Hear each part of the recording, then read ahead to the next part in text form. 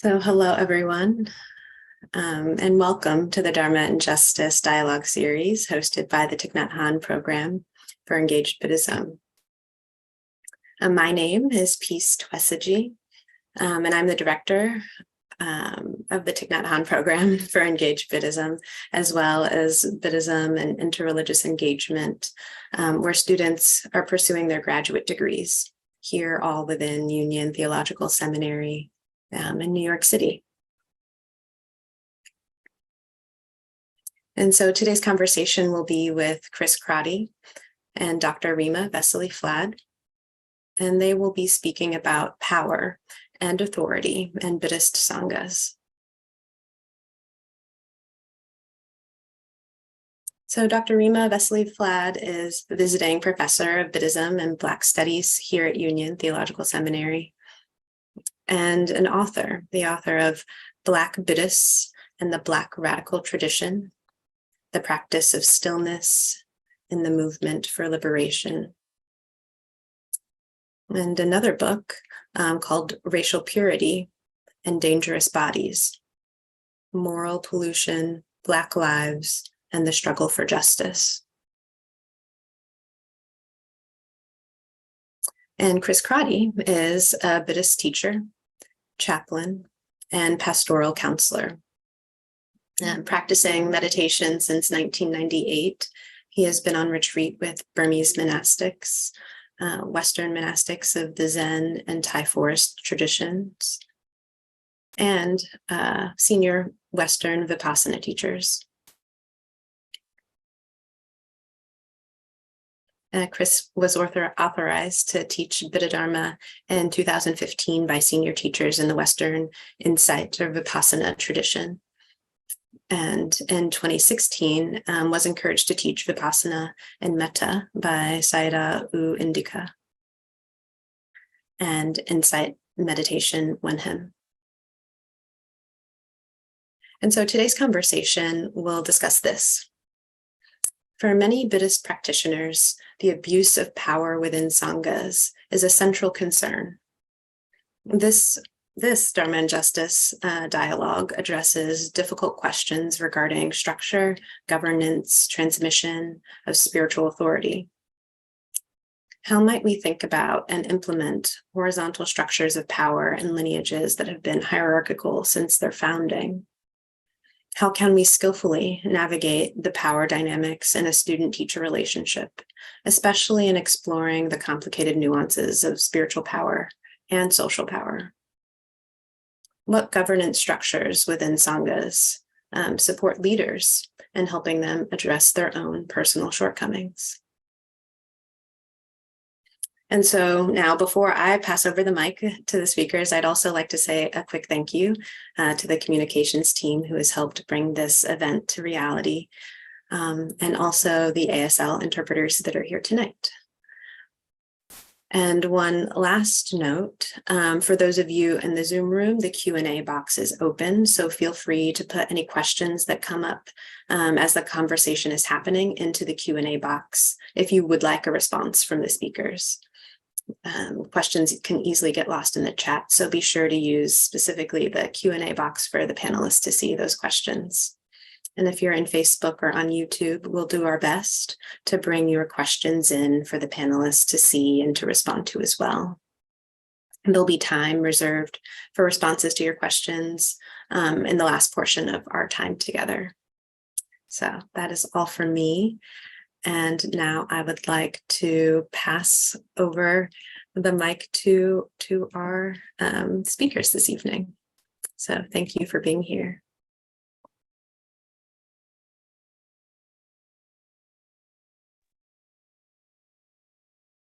Thank you, Peace. Thank you so much for that warm introduction. And thank you to our ASL interpreters and to Jordan in our communications office and to Chris.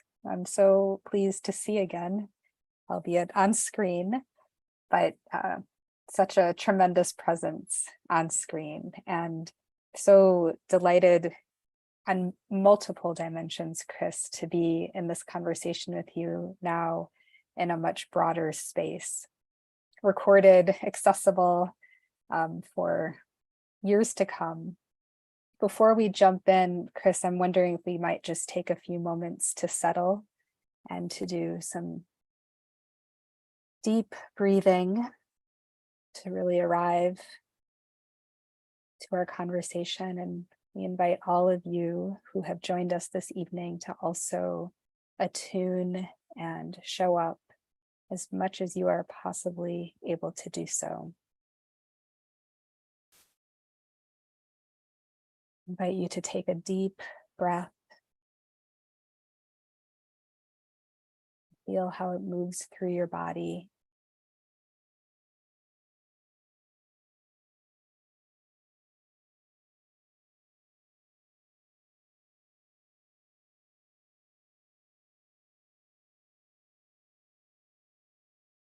To feel wherever your aches and pains show up. And to be really gentle with yourself.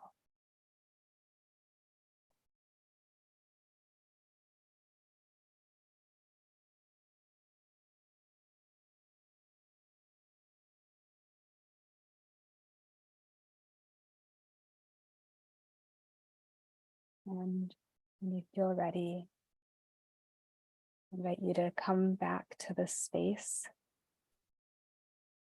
We're grateful for your collective presence this evening.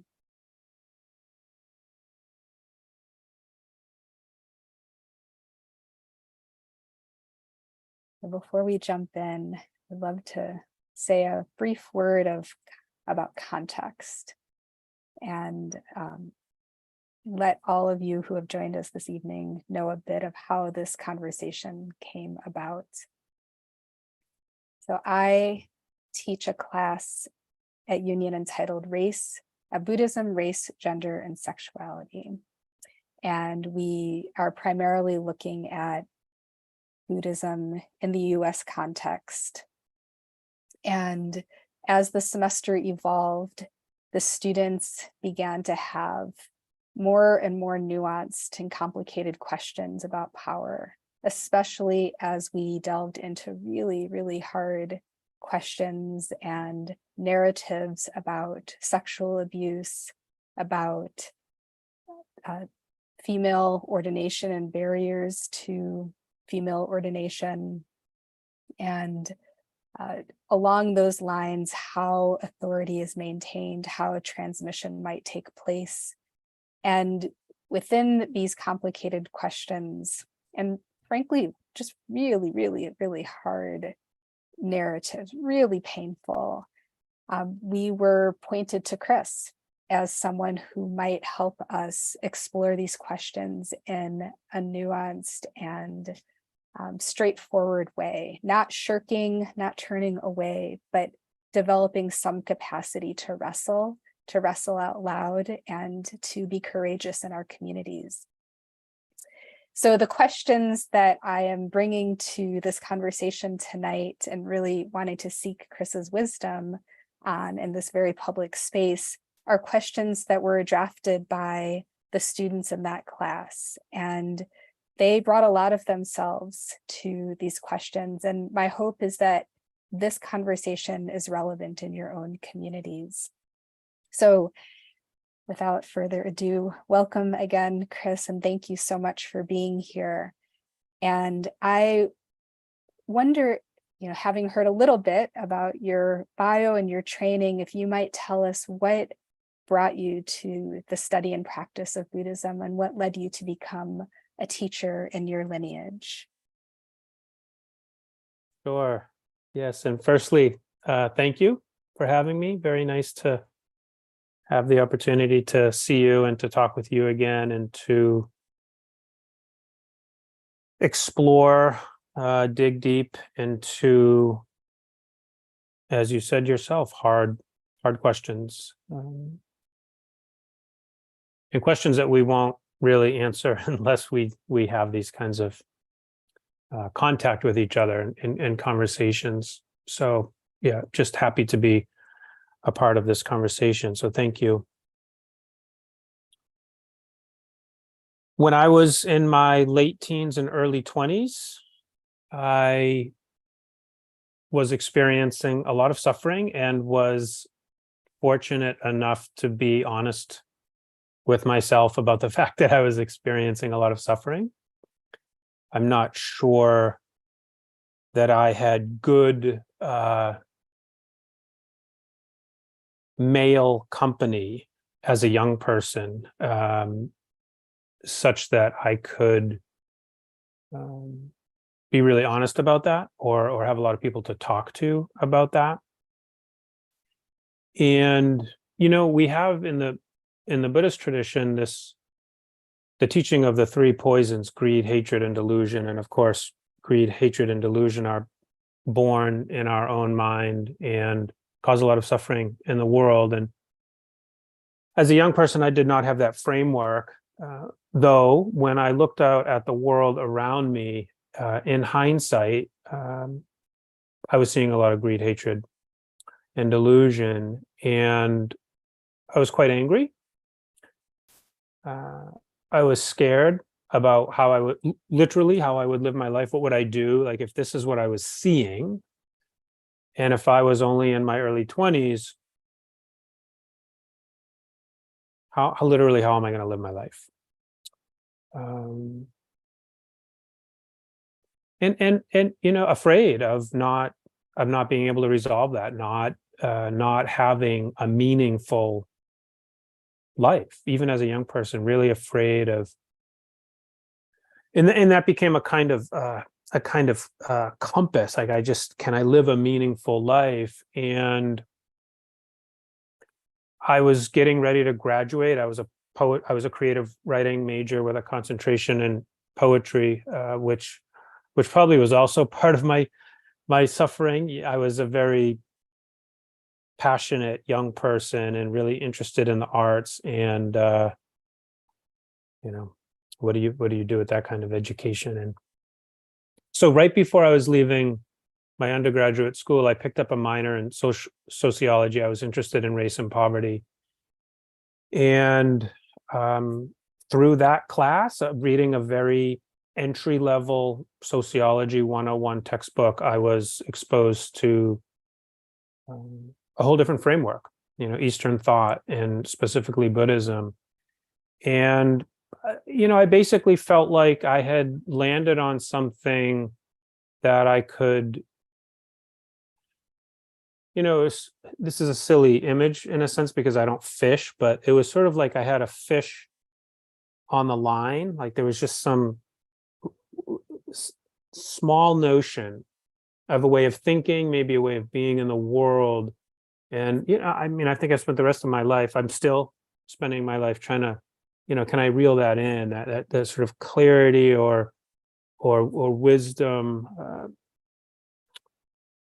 a kind of skillfulness, a kind of skillful way of being in the world. And so leaving Maine, where I went to school, coming to Boston and taking a beginner meditation class. And that's how I started to learn meditation, my early 20s. And I think part of the question might be around starting teaching. Did I hear that right? Well, so much of what we'll delve into tonight is about the experience of being in leadership in Buddhist Sanghas. And I wonder if you might tell us a little bit about your experience in leadership. What drew you to wanting to teach Buddha Dharma? And also, as we move forward in our conversation, that touches upon some of the challenges. Yeah. Well, initially, I didn't want to teach. I didn't think that way. I didn't even think of myself as being a very smart person necessarily. Like, I didn't have the world in the places I went didn't necessarily reflect back to me that I would or could be a teacher. So it was not on my radar as something that I would do. So what I wanted to do was practice.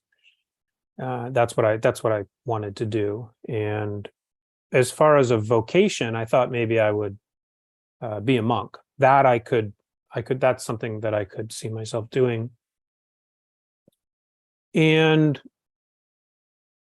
I don't know. This is just coming to me for the first time. Maybe I ended up teaching because I never ended up becoming a monk, and I wanted to really stay on the path. I think that's an honest answer. I really wanted to stay on the path, and I was growing older, and it was starting to look like I wasn't going to be a monk. And there was a point in time where I thought, geez, if I that would be a very practical way of staying on the path, and not just staying on it, but making it my whole life. There wasn't a lot of separation for me when I was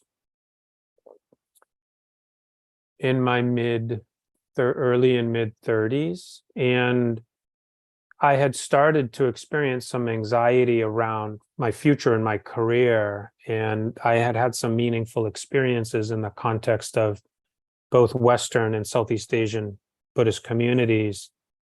And the anxiety was coming from not knowing if I would be okay if I couldn't create a life for myself in the context of the Dharma. And I mean, the real specific details are, I was talking on the phone with a friend one day who I knew pretty well from a lot of volunteer work at a large Western insight center. And this person and I checked in once a year or so, and he was entering into a long-term teacher training program in a Western insight community. And at that time I was teaching Hatha yoga, and I was really struggling because I wanted to be closer to the Dhamma at this point vocationally. And good luck, good timing, that person was able to communicate to the institution who was training people at the time that maybe I would be a good fit. So karma. So here we are. Relationships, friendships, Yeah. being willing to be honest with people about how I felt, and my friend not seeing that as a weakness, but saying, wow, if someone could help you out, that might be good for you. Mm. I wonder, from your position, having now taught for many years, if you could talk about some of the challenges that you observe within Buddhist Sanghas and organizations. And I'm particularly thinking of some of the very specific, fairly public challenges that I think all of us have, if not witnessed personally, have certainly observed as they've been publicized, but challenges of, as I mentioned, sexual abuse, challenges regarding racism in Sanghas and organizations. I'm wondering if you could talk to us about some of your own observations, and I invite you to speak personally if that's helpful. Sure. I'm glad you narrowed the list, because I think at the beginning you said, can you talk about some of the challenges or problems you've observed in Buddhist communities? And I was thinking that's a pretty long list, and so much opportunity in community, in Buddhist communities, but very very difficult institutions to navigate, I think, for everybody, that for most people that are involved in those communities.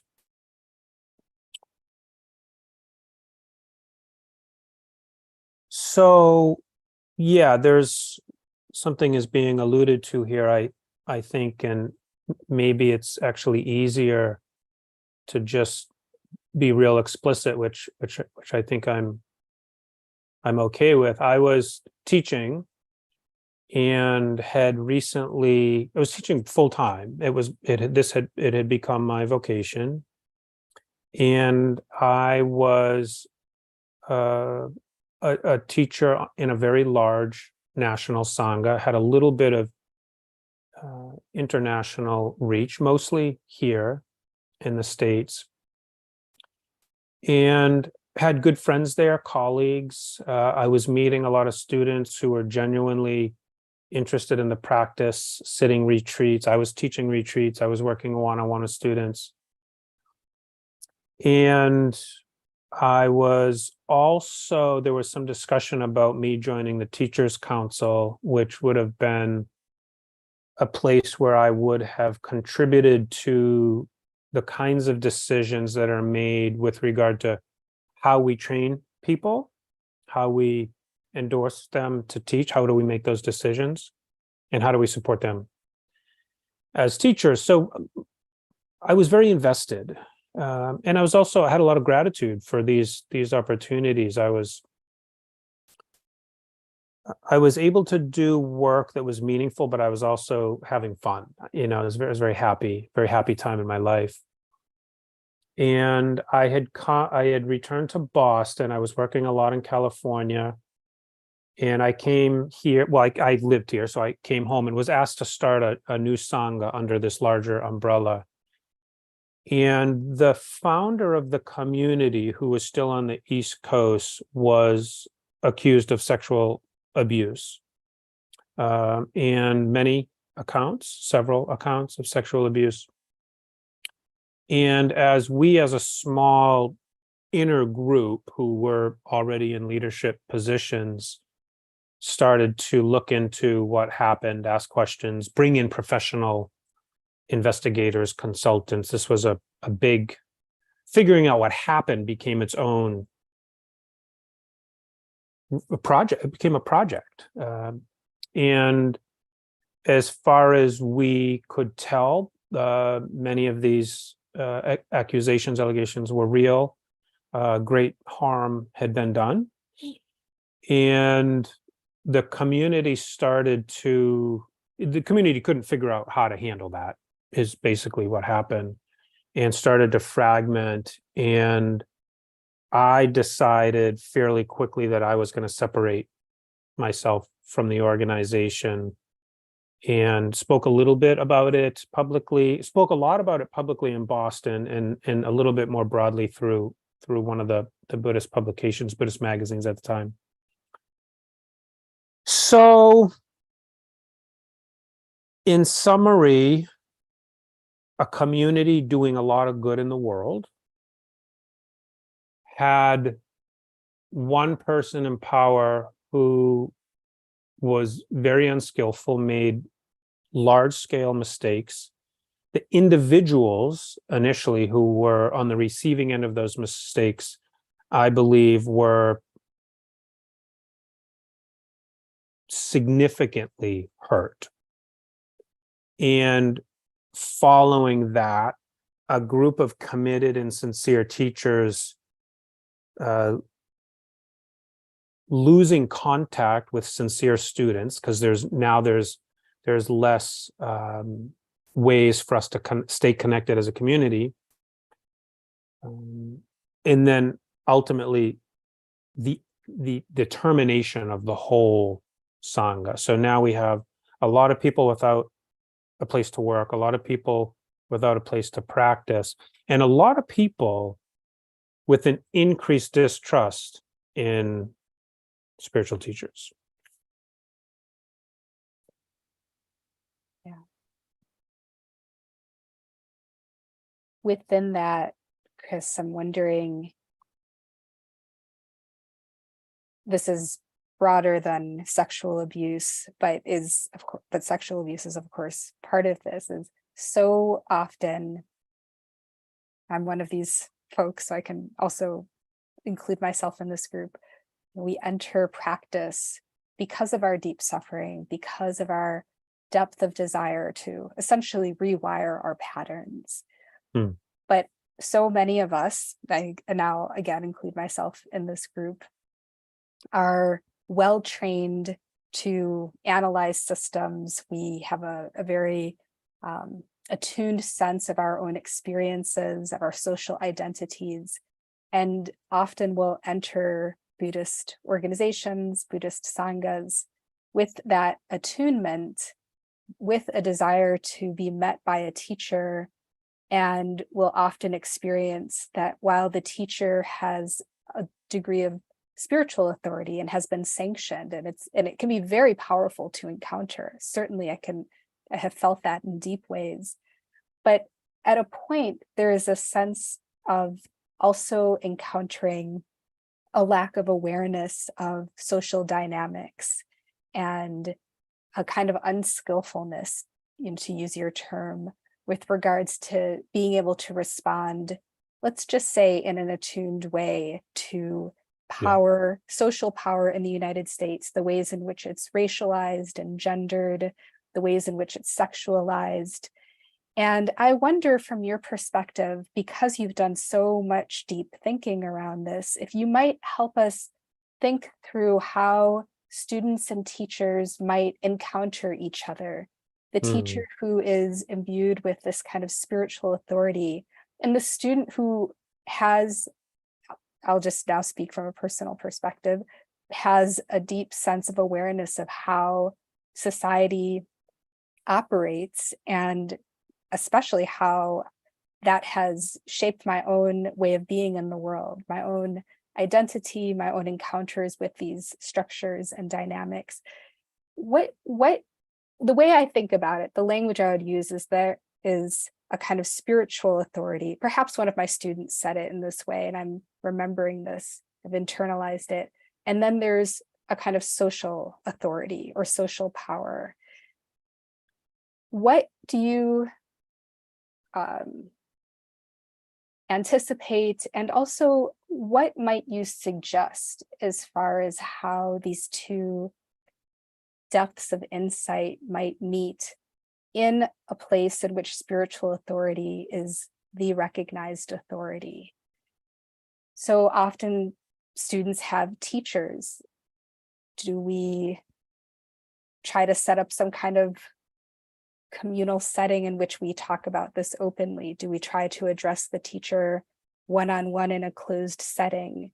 How might we bring awareness, be made visible, be responded to, be encountered when, in particular, in this space, the spiritual teacher holds the authority? Yeah. Thank you for the question. Thank you for sharing a little bit more about your own experience. The first thing I'm going to say is the last thing that came up as I was listening to you, and it's not a cop-out because I'm going to try to answer your question.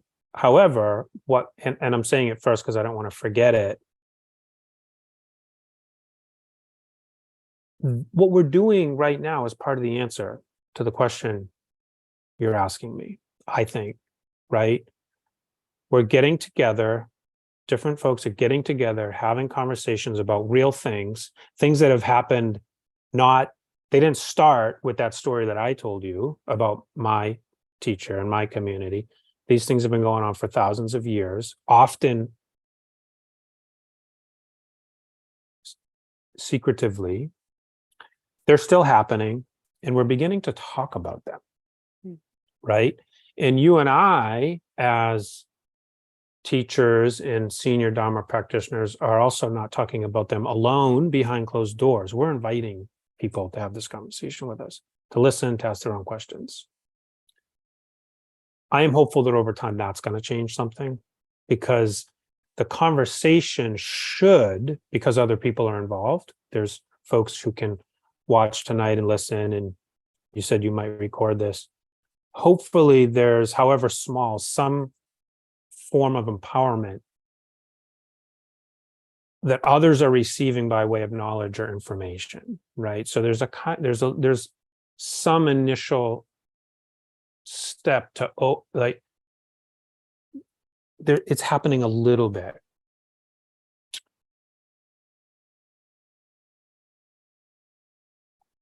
I think you used the term spiritual authority, and one thing that I hear in that, or something that comes up for me when I hear that is, well,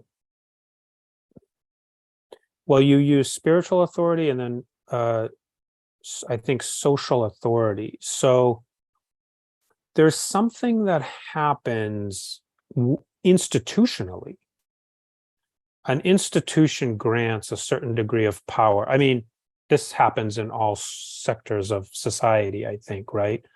We have a CEO, or we have a president, or we have a lama, or a minister, or a priest. So we have these institutionally agreed upon roles, many of them, and some are higher than others and come with greater and greater privilege and greater power.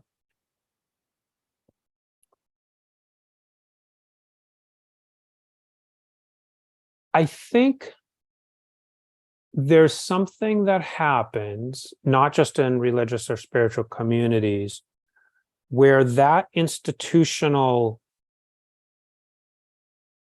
granting of privilege and power often results in an inflated sense of self-worth. And we would think or hope that in the context of any religious practice, and particularly Buddhist practice that is interested in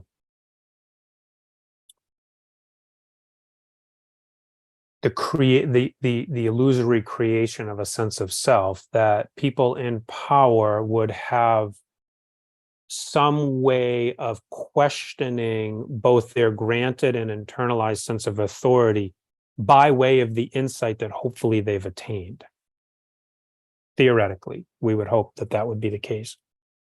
You mean a kind of self-interrogation or a sense of accountability to oneself as a teacher, as spiritual authority? Well, in really basic terms, I'm thinking about, and maybe this is a romantic ideal I have, I'm thinking about the possibility that someone would have institutionally recognized leadership potential and commit to whatever duties or responsibilities they've been asked to do, while having some sense that they are actually not that special or different than the people they're serving. A kind of humility. And starting as young as 20s and looking out at the world and being confused and angry and wondering how any of us are going to survive living on this planet together. And now in my late 40s, been in a lot of leadership positions in a lot of different communities, have worked with a lot of different leaders. I have this question. How can we have skills and institutionally granted responsibilities, power, and maintain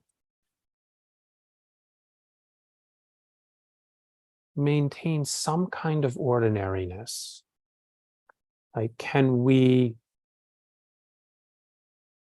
see the ways that we are different and the same? And power makes it harder. I'm speaking about some idyllic possibility, and power makes it harder. I've experienced it in my own life. I've experienced it in my own mind, as I got more invitations to teach, or more students showed up and the room was more full, or the community that I was involved with or had a leadership position in or founded grew. If one is not careful, that can be misinterpreted as I am different, I am better, I deserve the power. And I think some people feel that they can do what they want with their power because there's all this suggestion that it's somehow valid or warranted.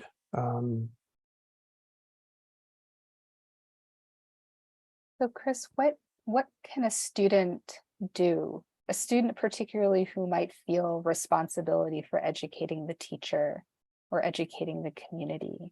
Do you recommend particular structures or interventions? Is it better to approach the teacher in private when it's clear that there's a lack of attunement, a lack of awareness? I'm again thinking specifically on Yeah. racism, a culture of racism, microaggressions,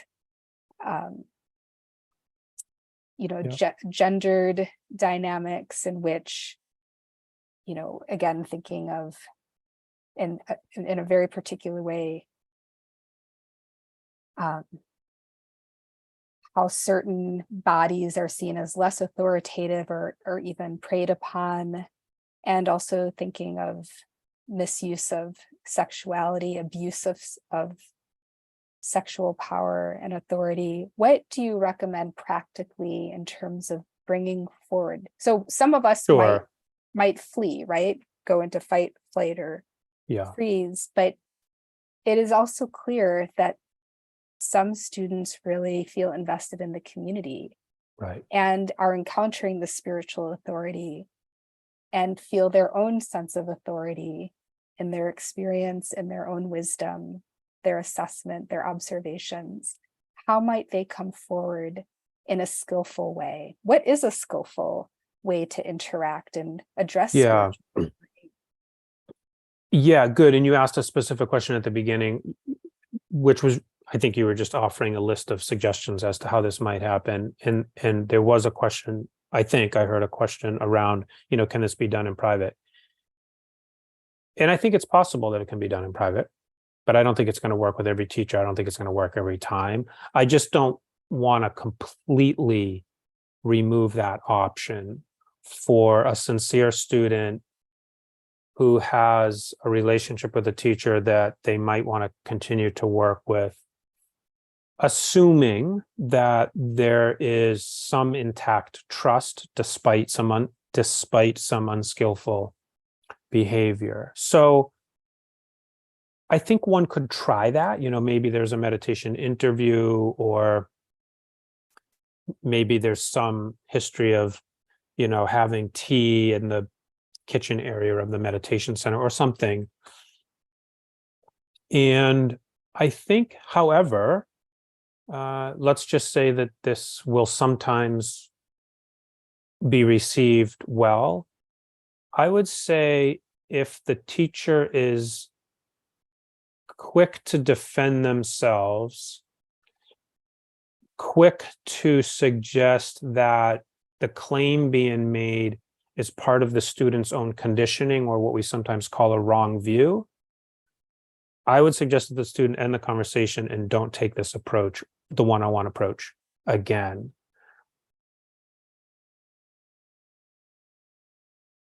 If the teacher does somehow convey genuine interest, their own level of sincerity, if there's some semblance of care or concern, tone of voice, body language, eye contact, and if they feel, right, and this might depend on how much experience the student has, if the student can feel that, and if the student can feel that instead of having just walked into a formidable brick wall, that they found themselves in this new space with this person, and that person has pulled back, that they have literally dropped some of their so-called knowledge and literally authority, and have now entered more of a receiving or listening space, this might work under those conditions. Without that, I'd run for the door. And leave the community? No, Or go I to would the just put my cup of tea down and leave and go call a friend, another teacher. Some communities have councils in place, groups of community members, sometimes groups of professionals who you could send an email or you could call, and you could say, I had this really bad experience. It didn't go well. My perception of what happened is this. Who do I talk to? So I don't think the first step is leaving the community. And I'm saying that because in your example, you said, let's assume, I think I heard you say, let's assume that this person is really invested in the community. So if we're creating a sort of a graduated list and someone is invested in trying to have a conversation with the teacher, maybe they've known each other for many years, I would try.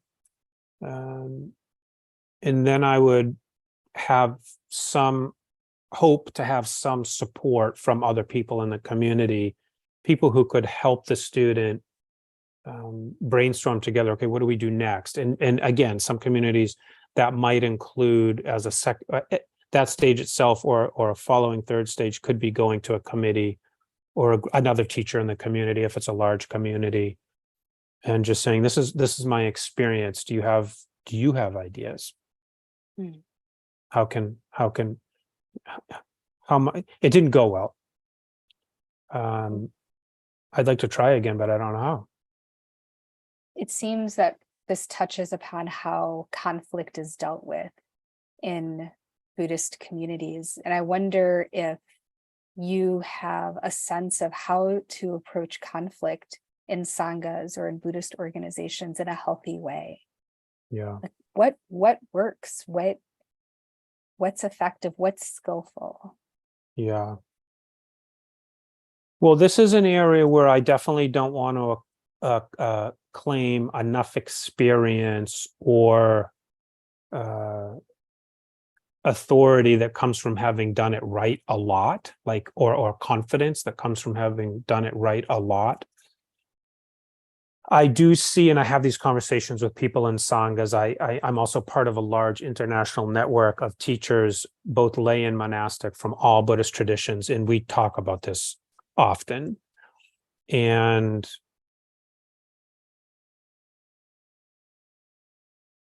I guess, unfortunately, the truth is we're still trying to figure this out.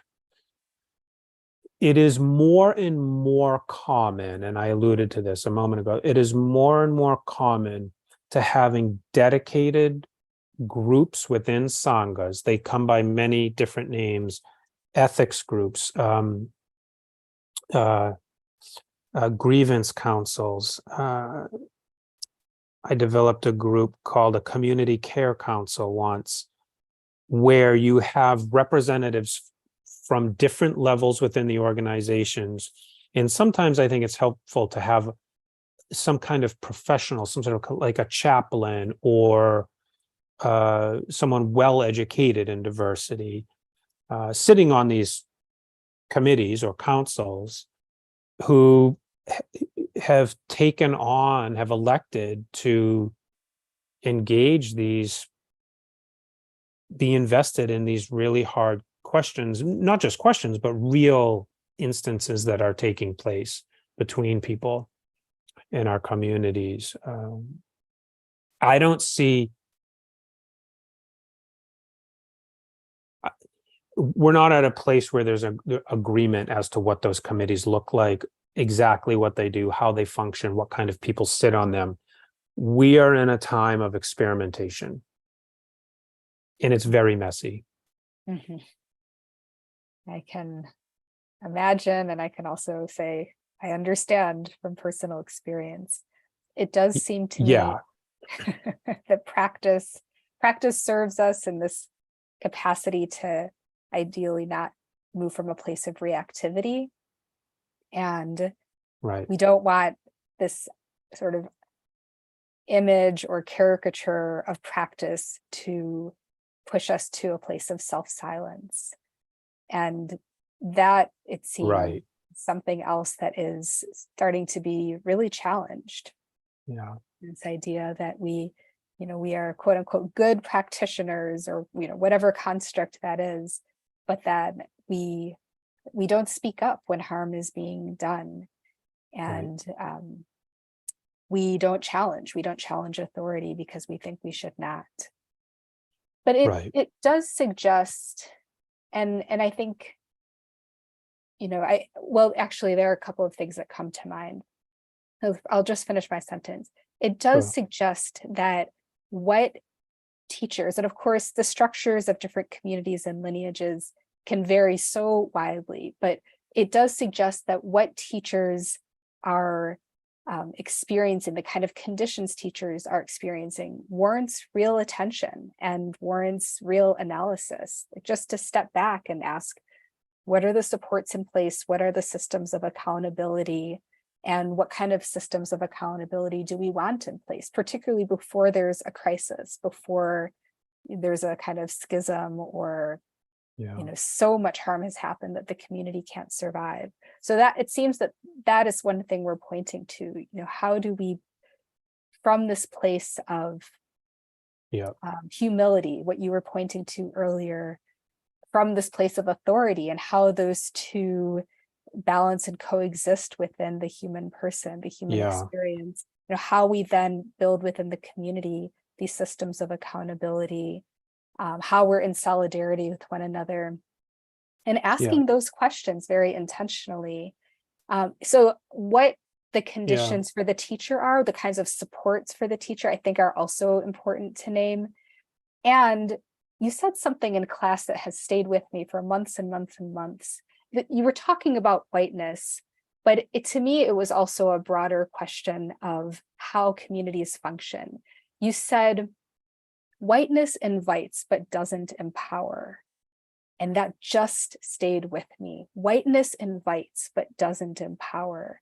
And I wonder more broadly how practitioners, would-be practitioners, might be invited in but not empowered in Sanghas, in organizations. I wonder if you might speak to that.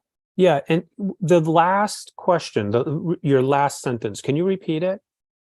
The whiteness invites but doesn't empower. Yeah, and good. I do remember you and I talking about this. And then after that, you had a specific question relative that notion or way of thinking. Do you remember what your question was? I think I was pointing to how might would-be practitioners or practitioners be empowered? How might communities evolve in such a way that there's a kind of empowerment, there's a kind of internalization of authority that is broader than the teacher? And especially we might consider this, again, different lineages have different structures, and some are very, very hierarchical. I think many, if not all, of our communities have initial hierarchies that have not changed, even over centuries, all that much in terms of how authority is viewed. So it's just that question. It just stayed with me. Whiteness invites but doesn't empower. And I just wonder more broadly how that points to something bigger than whiteness. How it points to a lack of empowerment so often experienced in our Sanghas. Yeah. I want to give a specific example that happened this week. And it's a little vulnerable because I feel like I made a good decision, and I'm now going to tell a group of people that I made a good decision. But I'll tell you about the bad decisions I've made first that came out of my inherited view of my own leadership and authority. So first, a couple weeks ago, I found myself in a position in my Sangha, in my community, to invite more people to teach and facilitate. We're creating categories. We have these different, based on experience and how much retreat people has sat, or just other types of trainings, life experience. So we have this mandala of roles. We have facilitators and meditation instructors and practice leaders and Dharma teachers. We have these different people, different groups of people. And sometimes, of course, organizations have to make these very practical decisions around policies and finances. And the question that we were addressing as a community was, do we pay facilitators? Do we pay practice leaders? Or like when I was young and coming up, there was no money. proved to the community that your primary interest was practice and serving the community, and maybe someday it became something else and there was compensation involved. So our Sangha had to make this decision. We are still in the process of making this decision. And for a week, I was walking around scratching my head thinking, what are we going to pay people? I have to figure out what to pay people. And I just realized I don't have to make this decision. Now, I've made this decision in my own and other community. I've just woken up, sat at my desk, and decided what people are going to get paid, because that's my job. From a certain perspective, that's my job. Talk about power. And, it's taken me to arrive at, I'm 49 years old, and I, finally figured out I can just sit down with the people who are going to get paid or not paid and have a conversation. And it wasn't, we are going to pay you whatever you want. Tell me what you want to get paid. I said, look, historically, this is a decision I've always made. The board agrees because it's the decision I made, and it becomes the policy. That's how we do it. That's how we've done it. And I don't want to do it that way this time. So that's why we have in this conversation facilitators. That's why we have group leaders and meditation teachers who have secular training and Dharma teachers. And I explained the decisions I have made in the past to pay or not pay, and how much, and the reasons why I had made those decisions. And then it became an open conversation about how to move forward. I took notes, and and we had a conversation, and now I'll go back to the same group and I'll present ideas. We'll have another conversation. And if everyone agrees, and I'll go to another group and say, this is the policy, this is how much we pay these various people, or don't pay, or whatever ends up being. Now, if we go to this next conversation, we don't agree, you'll have to ask me again in the future how we dealt with that, because I don't know yet. But it's a good, and it's,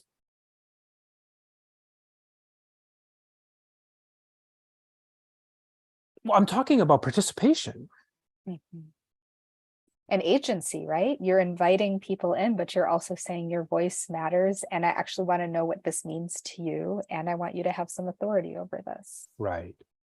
Collectively, though. And what I'm finding, it's actually, it's more interesting. It's more interesting.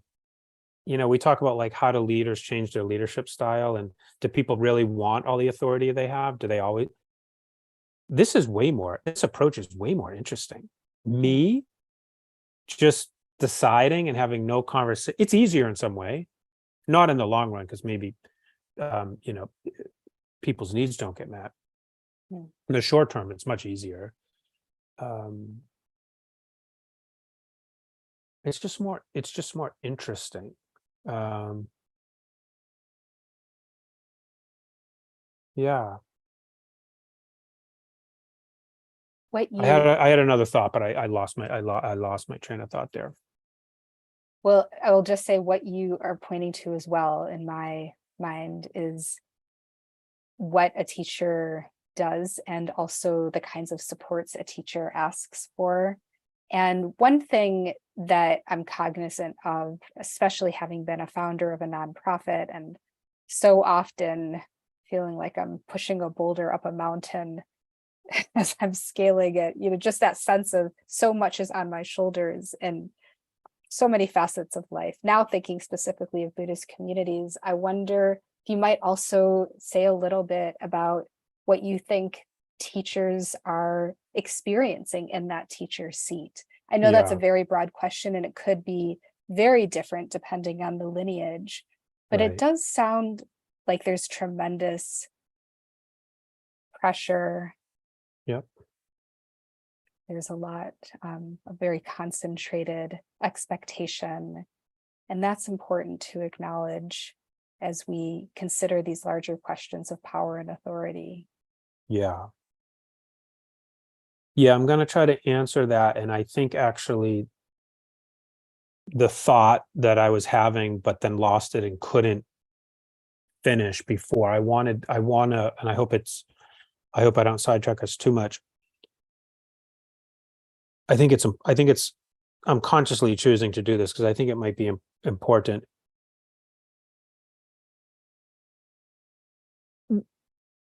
Going to a group of people to have this conversation about distribution of resources and how people's needs are met, the money conversation, how we pay people. I said it was more interesting, but it was real scary. Not just because it was a change can be scary, but I was literally giving up a certain level or degree of power. And to say that it was scary is to disclose that there's a part of me that doesn't want to let go of certain types of power. It's just true.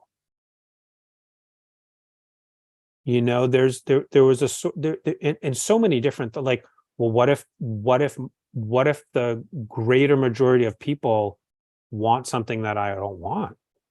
What if a greater majority of people what if I actually don't agree with what the greater majority of the people find most suitable? That can be a borderline intolerable fear for somebody who's been in leadership for a long time. It can be a direct confrontation to the self-worth, and ultimately one's sense of control.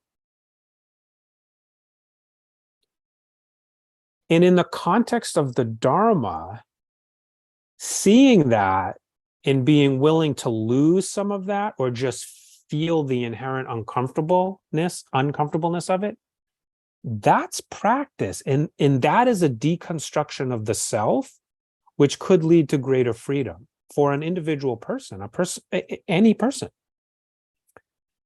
So I don't want to just say that I had a good idea and did something skillful in the community. Because of the kind of conversation that we're having tonight, I want to say that in doing that, in attempting to make a decision in a different way, I also confronted my own relationship to power and my identity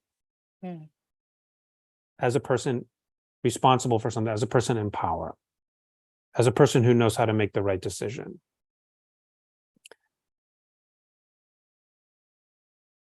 And that is more interesting, but that's not always going to be comfortable, right?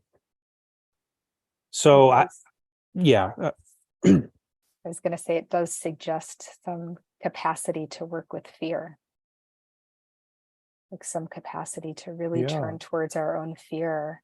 I mean, I'll just tell you where my own mind went with that, which is, if you're responsible for the budget and then you ask vast or even a small group of people to weigh in on what gets paid out, and you contract and think there's not enough, you can spiral. And that is practice, to turn towards that and really work with that contracted sense, that depth of anxiety and fear.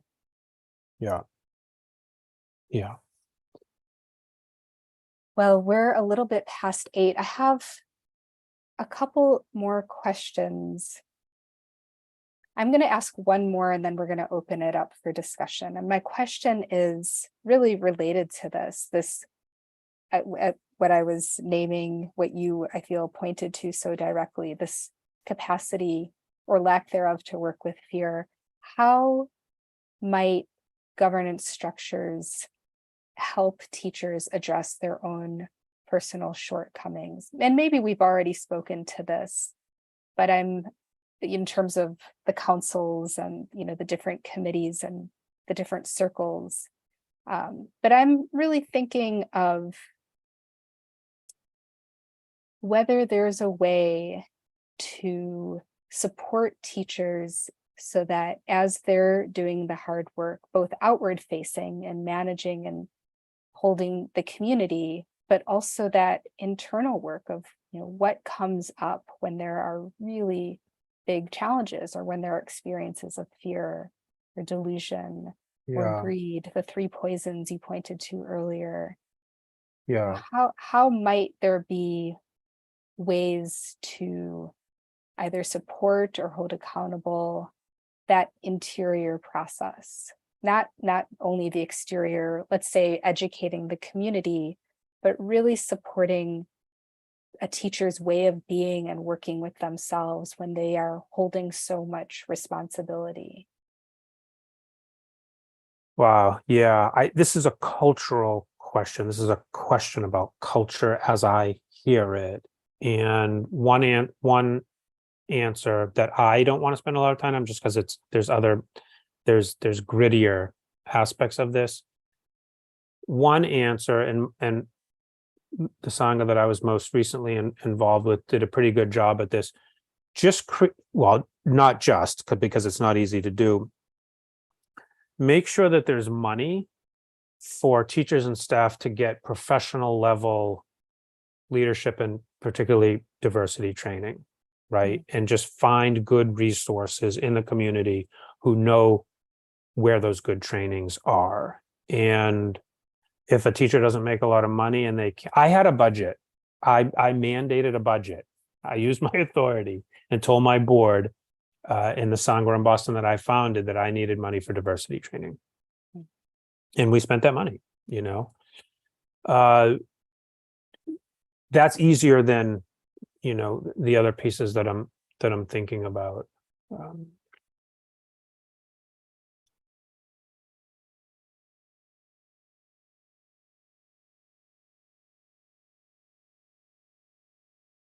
I'm interested in a Buddhist culture in Sangha, some kind of permission where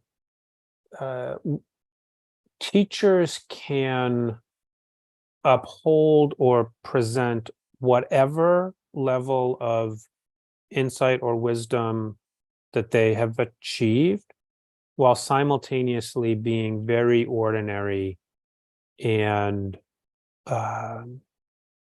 self-disclosing, to try to break down some of the hierarchy, some of the sitting on a pedestal. Is there a way for us to help each other be together in spaces where there are these people we call teachers and relate to as teachers, who hopefully do, and they don't always, have a lot of experience? Hopefully. Let's assume that many of them do. I'm willing to say in public that some of them don't. And can they also be really ordinary, without crossing unnecessarily or unskillfully crossing, real, like, intimate personal boundaries? Can they talk about their own suffering?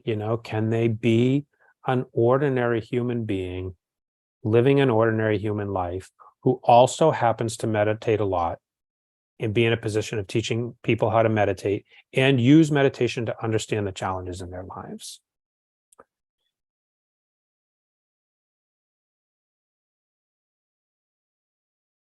I think teachers need each other. I think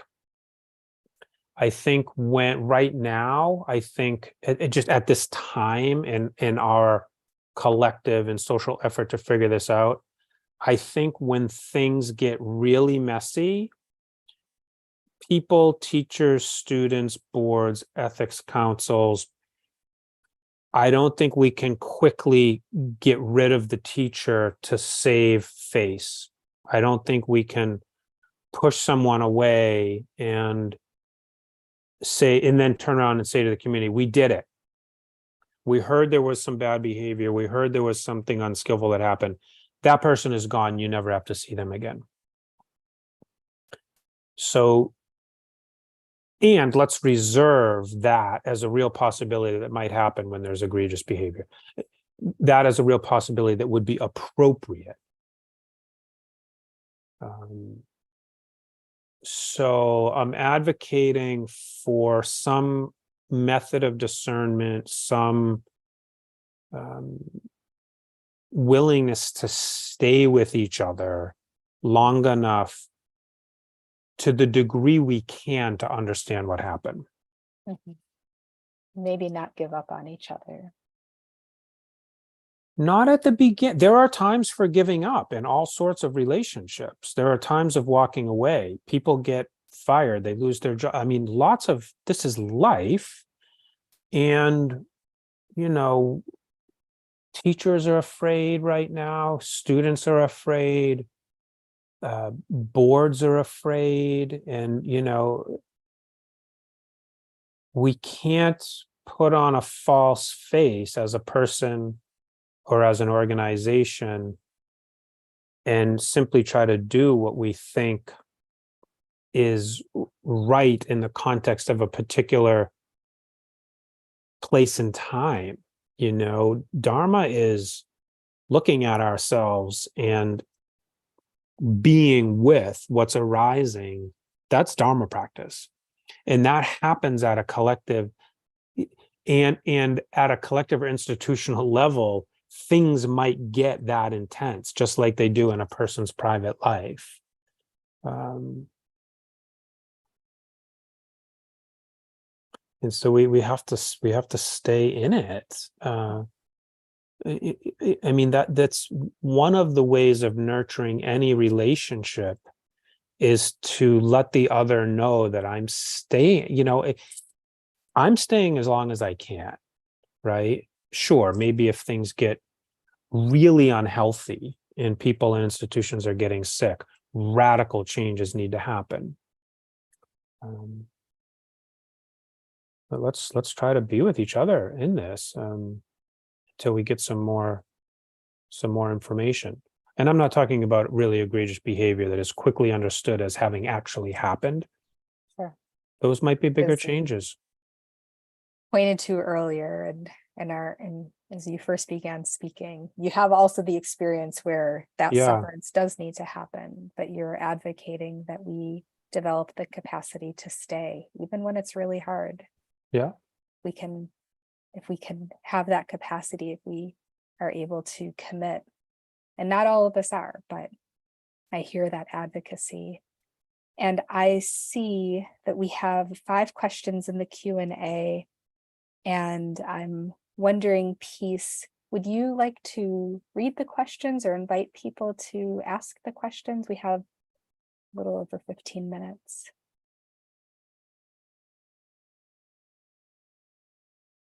Yes, so I can, if it's supportive, I can read questions for you. Would that be helpful? Yes, I think so. Yeah.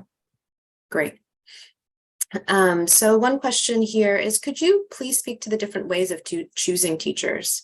And maybe I'll blend it with another question. It's talking about, there's this complexity here, as when you're talking about the challenging aspects of clinging to power. And we're also talking about in some cultures where teachers are explicitly raised up as leaders. So how does this work together? How are teachers chosen? How are we as practitioners perhaps also being told to lift up teachers, and how can we work with all of this complexity, just to bring that forward? And in terms of selecting teachers, this is in reference to how a student might select a teacher, is that right? Rather than how an institution authorizes a teacher, correct?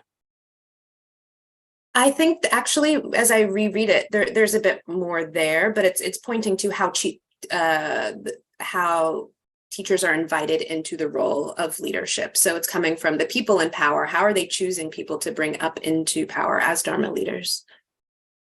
Okay.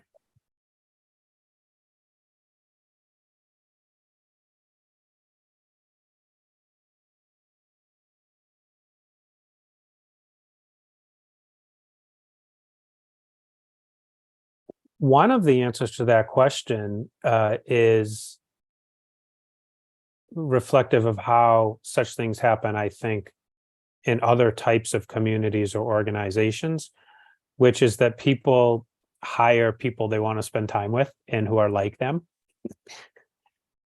that's one, full disclosure, like that happens in religious and spiritual communities. I'm not saying that's the best way to do it, but historically that has happened, and I'm sure is still happening.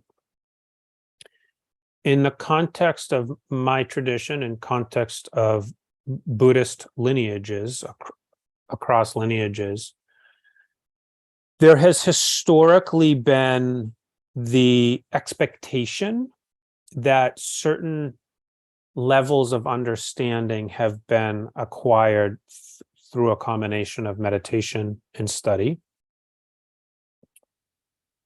And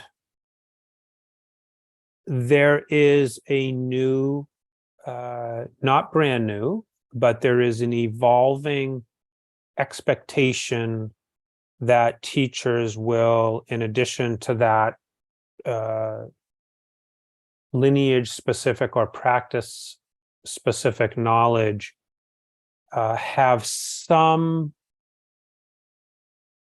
skill in these very nuanced institutional, interpersonal, social, relational values that we're talking about right now. That is, we have entered into a time when that is a new qualifier.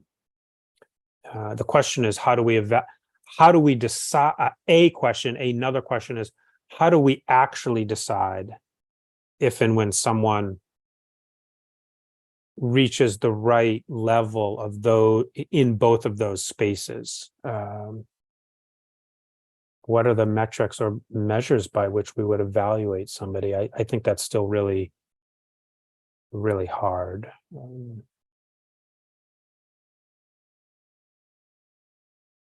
I'm feeling like there might have been a second part of the question I'm not answering. Maybe you could help me, Peace. Yeah, sure. I'll point to a little bit more.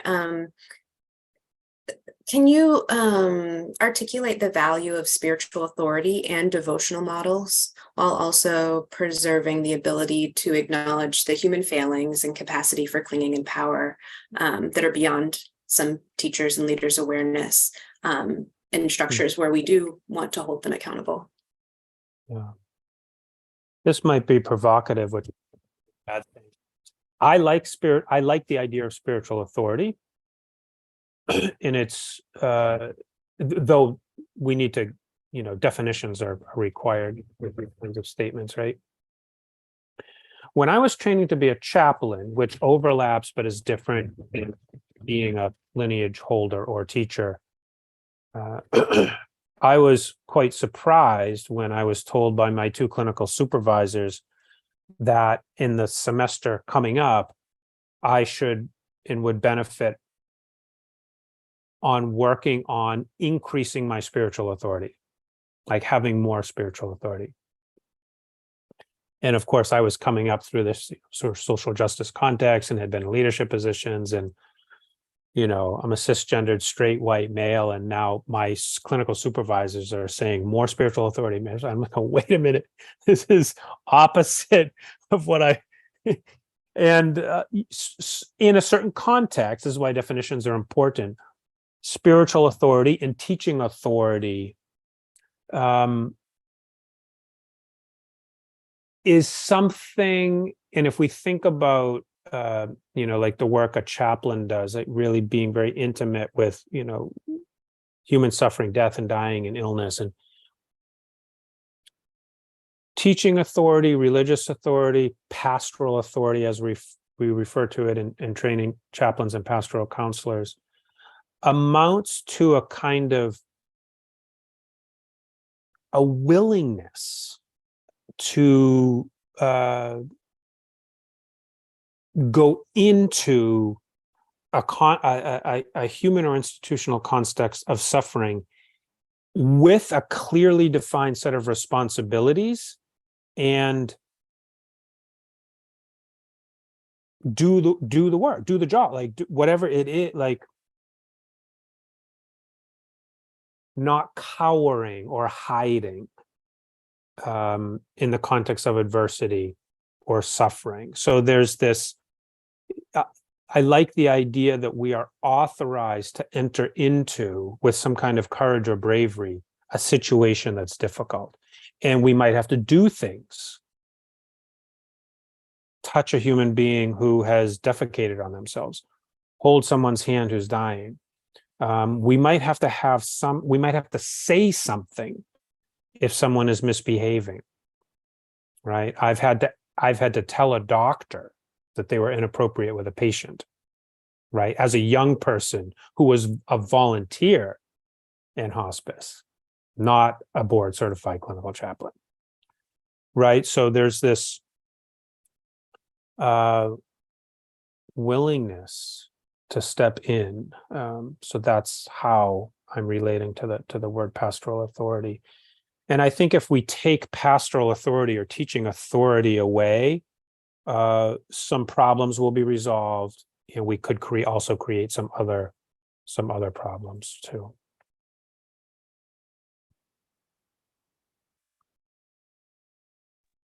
So again, I think there are parts of the question I'm not answering. So if you want to say more, or maybe there's another question from another student, I'll let you decide that.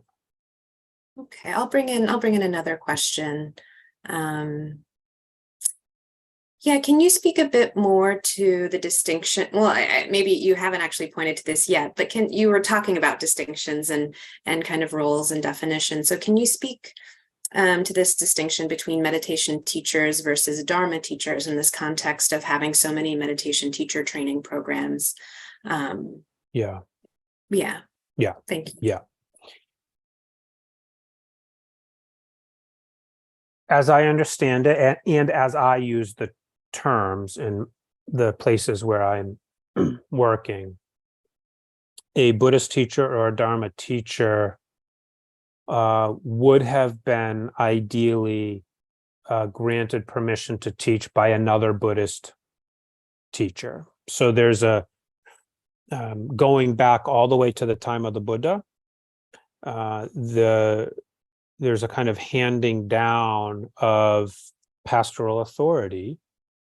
We keep handing that down so that there is a living human presence who teaches, who can teach, right? So we're not just reading about the tradition in text, right? More recently, we have seen and are all living in this world of secular mindfulness and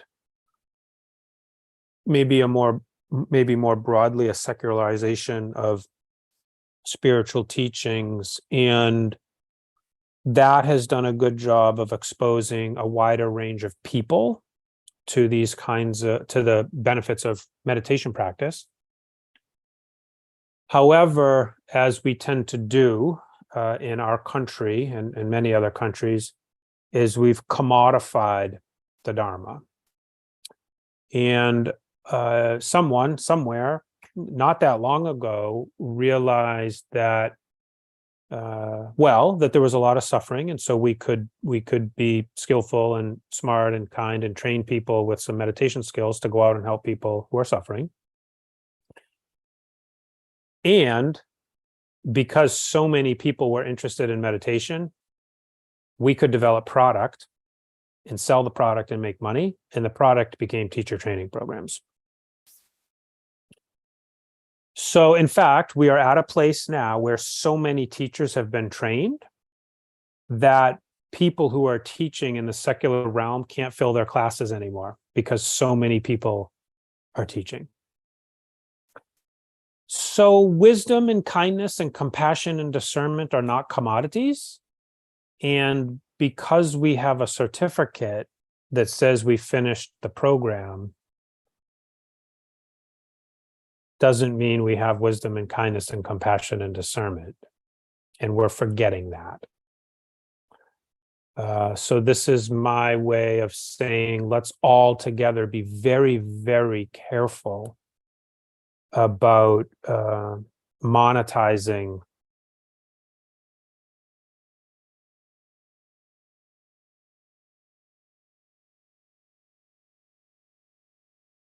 the purity of heart and mind. These are,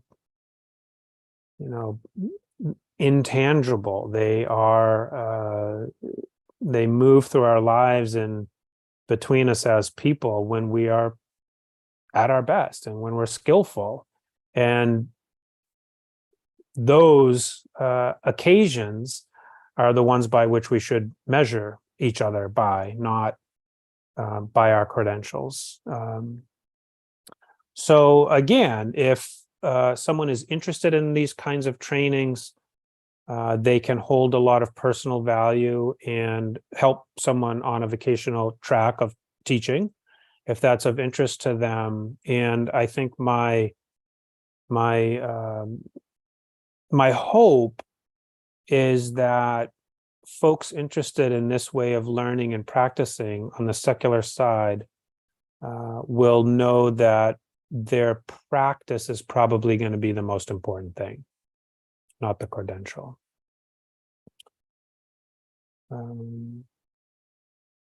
Secular teachers, facilitators and practice leaders don't necessarily have a formalized training path, though they might find themselves in a community.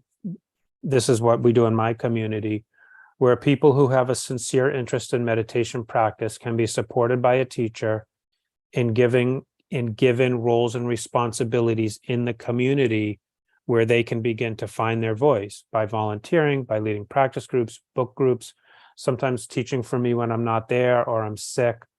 And they, in this more old-fashioned way, can begin to use their voice to make connections between a tradition and their own experience. They can begin to talk about how suffering arises and how they've used practice to alleviate it.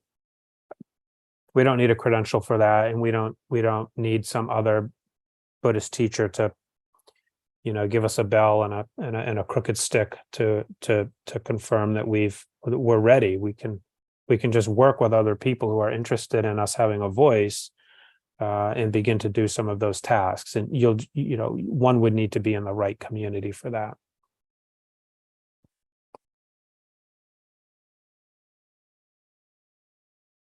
I'll jump in, Chris, and say what you are pointing to, especially that capacity, cultivating that capacity to work with suffering, reminds me of, as my students know, my favorite James Baldwin quote in The Fire Next Time. I'm going to paraphrase, it's not a direct quote, but he talks about not being sentimental about suffering, but that capacity to turn towards suffering and to essentially walk through the fire, which you may not survive.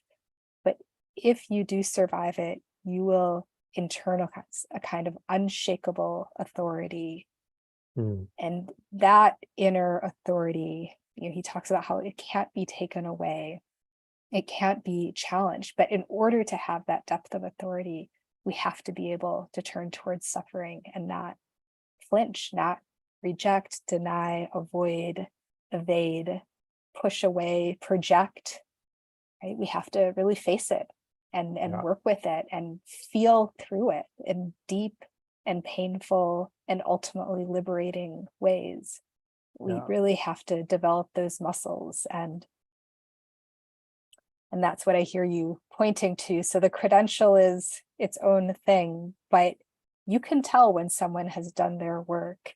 And maybe what this question was pointing to, this last question about the difference between Dharma, acknowledgement of Buddhism and Dharma versus a kind of secularized, what we might call mindfulness in this particular culture is, so many people can get the credential, but really what we hope for is first, not erasure of the Buddhist tradition. We'd ever want to erase our Asian and Asian American lineages, the monastics, the scholars, the teachers who did so much practical and emotional and spiritual labor, real labor to bring these teachings forward.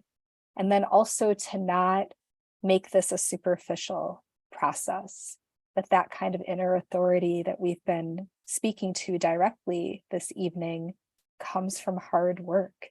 It can't be superficial. It's not simply showing up to a group session, but it's really taking that time and making that effort to turn towards our own suffering and develop some skill in working with it. And develop, it seems, this is what you started with, and I want to end with this, developing some skill to also cultivate humility when we have been put in positions of power, and we can so easily internalize the weight of that and the intensity of that, the kind of so we might call celebration or stature that comes with that. So I hear you saying this is really about developing capacities, and I want to say how much I respect the thoughtfulness you've brought to these questions that your own hard work shows very clearly. I felt that in that first meeting with the students. I came away feeling like I had learned so much. And I feel that again tonight. And I'll conclude with this last note, and then I'll say thank you to our participants, everyone who has come this evening. But what I am coming away with is that ability, that capacity to stay, whether it's with ourselves or with the community. Not always. Wisdom is knowing actually when to not stay and really internalizing that as well. But that it does require some hard work and some ability to stay with discomfort and pain. And then perhaps if there's leave taking, that requires hard work as well. Chris, any last words as we conclude? Mostly in this moment, well, I wanted to thank you. I like talking with you and connecting with you, so I appreciate the opportunity to do that again. And I'm also noticing tonight, and I noticed this before the offering was public, there's a lot of people helping. Pieces here, and was reading through questions, and I think I've maybe seen 2 folks signing, and I thank you all for the help. There's a little team here, and yeah, that feels generous. So thank you. Appreciate it. Yeah. Thank you, Peace, and our interpreters, and thank you, Chris, and thank you, community. Okay. Be well. Have a good evening. Take care, everyone. Thank you. Have a good night.